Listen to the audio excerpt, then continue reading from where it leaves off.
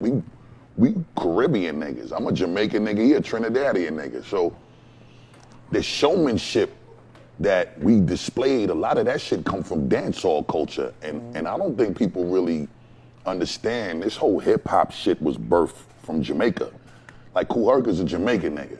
Okay. You get what I'm saying? Mm-hmm. The whole concept of having big ass speakers stockpiled on top of each other and playing loud ass music outside, that come from Jamaica. That's dancehall culture. Mm-hmm. You know what I'm saying? So Kool Herc brought dancehall culture to the US and gave birth to hip hop culture. The only thing that changed was the type of music that was played and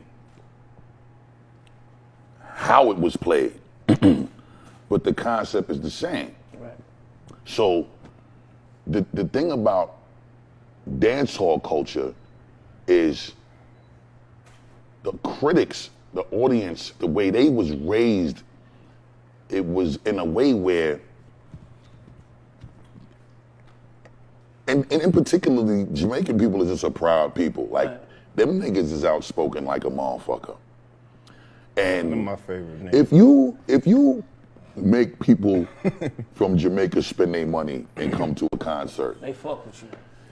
If they fuck with you, they gonna let you know. If they don't fuck with you, they gonna let you know in a way that you ain't gonna be able to understand, like appreciate, digest, or accept. Yeah, I did comedy at Footprints in New York. Wow, that it's the whole Footprint is crowd legendary. Jamaican. If they like you, they'll just stand there. But if they don't, nigga, you'll think the shit going terrible, but then they just be like, keep going. You get one of them. All you need is one. It can be from the most random person in the whole room, but there's. How you know you good? Nigga, I would have got low. I would have been doing my shit whispering. So Nah, but if they don't like you, nigga, the orders is loud as fuck. Everybody in the club get busy. Never OT. What?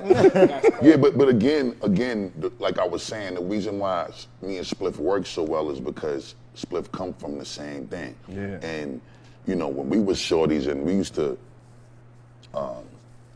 you know, we cut school, we was going to the hooky parties and we was at the block parties on the block and all of that type of shit.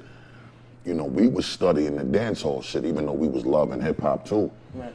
The niggas that we studied was Shabba Ranks and Admiral Bailey and Papa San and Lieutenant Stitchie and Lecturer. These Professor Nuts. These is dudes that was legends in dancehall culture and reggae music and them dudes was the dudes that really taught you. If you would sit back and just look at some of them videotapes and listen to the sound clashes, which was like the battles and shit, and you would see the clashes that the artists would have at like Sting.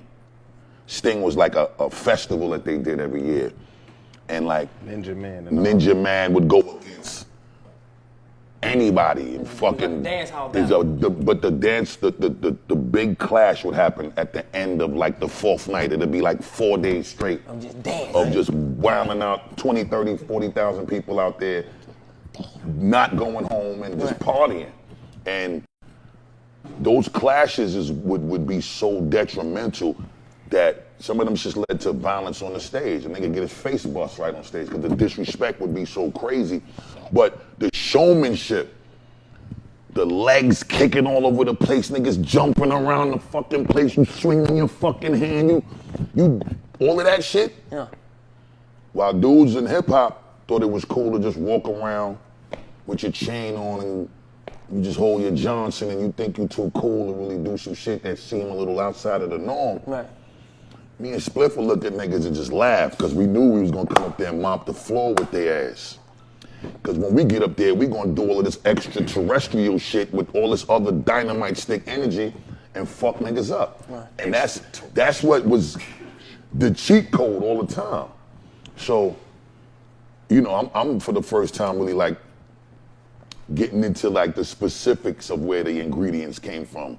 Going back to the dancehall culture, like I was telling you, there's two artists that I first ever seen do the million words in one sentence in like 2 seconds. Right. This one artist named Papa San and this other artist named Lieutenant Stitchie. Them two dudes was so fucking crazy. I think back in '86, they did a Sting, which again is that festival. Festival, the fourth day. Yeah. They did the fourth day in 86 as a clash against each other, battle against each other.